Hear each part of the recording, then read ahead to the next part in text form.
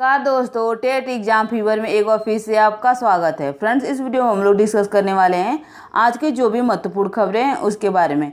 तो फ्रेंड्स, यदि आपको ये वीडियो पसंद आती है तो प्लीज़ ज़्यादा से ज़्यादा लाइक शेयर सब्सक्राइब कीजिएगा। तो चलिए वीडियो शुरू करते हैं। पहले न्यूज 69,000 शिक्षक भर्ती से लिखा गया है 31,661 सहायक अध्यापकों की नियुक्ति का आदेश जारी।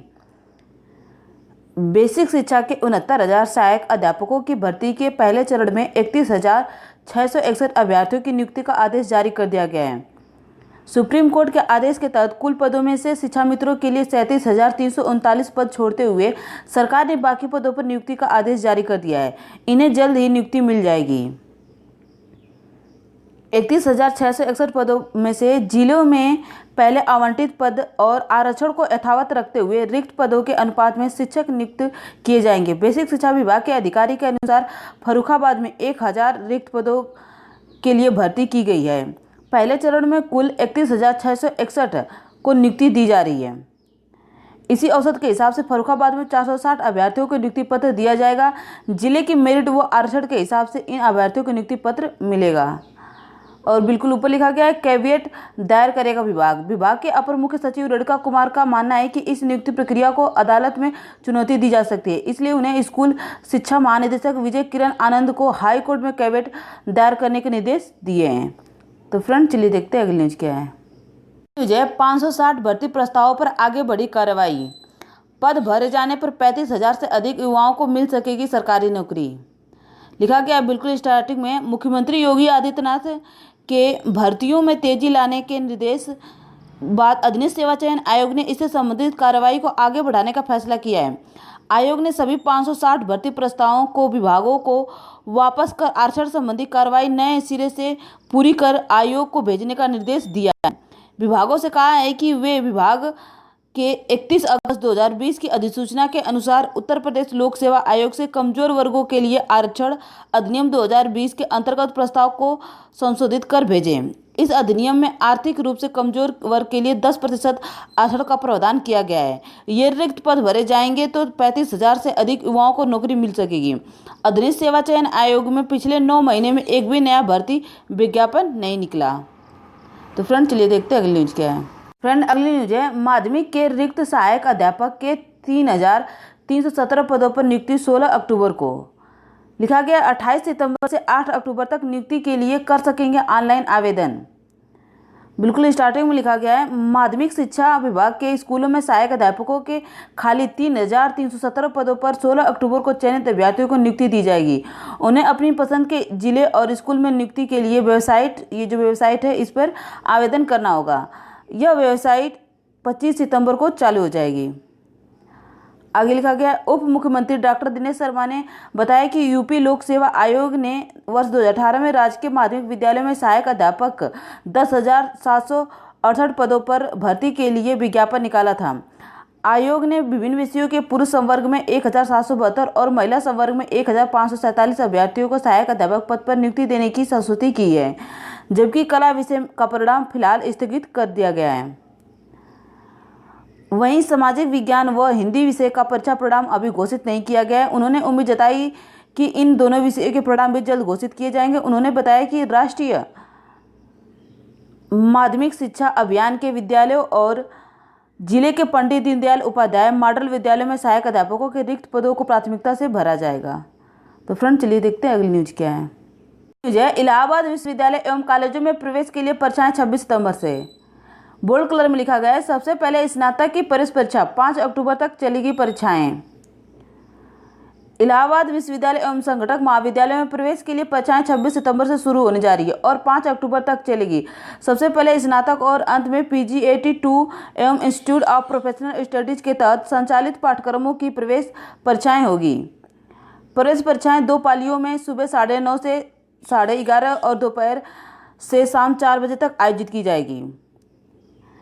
इस बीच स्नातक का परिणाम जारी करते हुए 6 अक्टूबर से ऑनलाइन प्रवेश प्रक्रिया शुरू किए जाने की तैयारी है। तो फ्रेंड, चलिए देखते हैं अगली न्यूज क्या है। फ्रेंड, अगली न्यूज है बदली भर्ती व्यवस्था। पहली बार राज्य स्तर पर एक साथ होगा लेखपालों का चयन। 7,000 पद खाली, परिषद को तय करनी पड़ेगी नई व्यवस्था। बिल्कुल स्टार्टिंग में लिखा गया है, प्रदेश में पहली बार राजस्व लेखपालों की चयन की कार्रवाई राज्य स्तरीय व्यवस्था में करने की तैयारी है। इस प्रक्रिया से कई तरह की विसंगतियां बढ़ने की आशंका है। प्रदेश में राजस्व लेखपालों के 7,000 से अधिक पद रिक्त है। लेखपाल समूह ग के ग्रेड पे 2,000 के कर्मी और इनका काडर जिला स्तर का है। पिछली बार लेखपालों की लिखित परीक्षा राजस्व परिषद के स्तर से कराई गई थी। भर्ती में इंटरव्यू की व्यवस्था थी। परिषद ने काडर जिला स्तर का होने की वजह से लिखित परीक्षा में चयनित अभ्यर्थियों को जिलेवार सूची तैयार कर चयन से जुड़ी कार्रवाई के लिए जिलों को भेज दी थी। जिलाधिकारियों की अध्यक्षता वाली कमेटी ने इंटरव्यू किया और चयनित अभ्यर्थियों को नियुक्ति पदाधिकारी के रूप में उप जिलाधिकारियों ने नियुक्ति दी थी। आगे लिखा गया, प्रदेश में पहली बार लेखपालों की भर्ती अधीनस्थ सेवा चयन आयोग से कराने की कार्रवाई शुरू की गई है। परिषद ने भर्ती प्रस्तावों के आयोग भेज दिया है।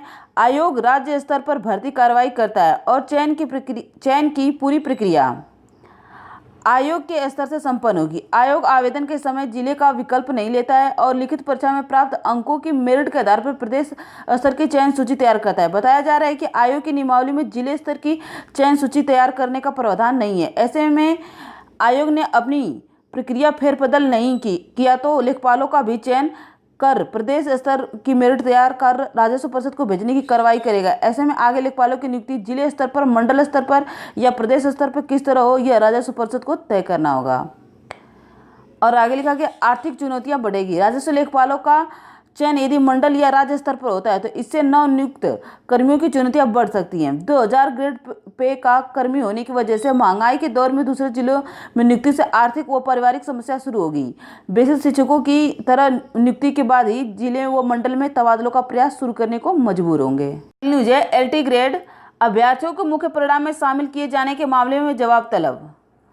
लिखा गया, हाईकोर्ट ने LT ग्रेड अंग्रेजी शिक्षक भर्ती का परीक्षा परिणाम संशोधित कर प्रतीक्षा सूची के अभ्यर्थियों को मुख्य परिणाम में शामिल किए जाने के मामले में माध्यमिक शिक्षा सेवा चयन बोर्ड के सचिव से 2 सप्ताह में जवाब तलब किया है। कोर्ट ने कहा है कि यदि सचिव जवाब दाखिल नहीं करते तो उनको स्वयं अदालत में हाजिर होना होगा। परीक्षा में सफल हुए कई OBC अभ्यर्थियों ने परिणाम संशोधित कर धांधली का आरोप लगाते हुए कोर्ट में याचिका दाखिल की है। संजीव कुमार व अन्य की याचिका पर न्यायमूर्ति विवेक अग्रवाल सुनवाई कर रहे हैं। याचिकाकर्ता का कहना है कि 2016 की LT ग्रेड भर्ती का अंतिम परिणाम 28 फरवरी 2020 को घोषित किया गया। याचिकाकर्ता OBC कैटेगरी में चयनित हो गए। इसके बाद 18 मार्च को चयन बोर्ड ने 36 आरक्षण में हुई गड़बड़ियों को दुरुस्त करते हुए संशोधित परिणाम जारी किया। और फ्रेंड्स, यहाँ पे लिखा गया, LT ग्रेड अध्यापक भर्ती का परिणाम 4 सप्ताह में घोषित करने का आदेश। हाई कोर्ट ने LT ग्रेड अध्यापक भर्ती का परिणाम 4 सप्ताह में घोषित करने का आदेश दिया है। कोर्ट ने कहा कि याचिकाकर्ता अदालत के आदेश की प्रति आयोग के समक्ष प्रस्तुत करें और आयोग परिणाम घोषित करे। भर्ती परिणाम घोषित करने की मांग को लेकर धीरेन्द्र प्रताप सिंह और 20 अन्य हाईकोर्ट में याचिका दाखिल की थी। याचिका पर न्यायमूर्ति अश्विनी कुमार मिश्र ने यह आदेश दिया। तो फ्रेंड, चलिए देखते हैं अगली न्यूज क्या है। फ्रेंड, अगली न्यूज है, देर शाम अपलोड हुई पॉलिटेक्निक प्रवेश परीक्षा की आंसर की। संयुक्त प्रवेश परीक्षा परिषद ने पॉलिटेक्निक की ऑफलाइन प्रवेश परीक्षा की आंसर की बृहस्पतिवार को देर शाम वेबसाइट पर अपलोड कर दी है। साथ ही परिषद ने आपत्ति दर्ज कराने के लिए 26 सितंबर शाम 4 बजे तक का समय निर्धारित किया है। तो फ्रेंड, चलिए देखते हैं अगली न्यूज क्या है। अगली न्यूज है, BHU में 30 तक जारी होगा परीक्षा परिणाम। लिखा गया है, BHU में स्नातक और स्नातकोत्तर में दाखिले के लिए प्रवेश परीक्षा खत्म होने के बाद परिणाम जारी होने का अभ्यर्थियों को इंतजार है। इस बीच दूसरे चरण की प्रवेश परीक्षा के आंसर की पर जो आपत्तियां मांगी गई थी उसकी तिथि बृहस्पतिवार को बीत गई। परीक्षा विभाग आपत्तियों के निस्तारण में लगा हुआ है। पहले चरण की परीक्षा का परिणाम 30 सितंबर तक जारी होने की संभावना है। तो फ्रेंड, आज के लिए बस इतना ही। यदि आपको ये वीडियो पसंद आती है तो प्लीज़ ज़्यादा से ज़्यादा लाइक शेयर और सब्सक्राइब कीजिएगा। धन्यवाद।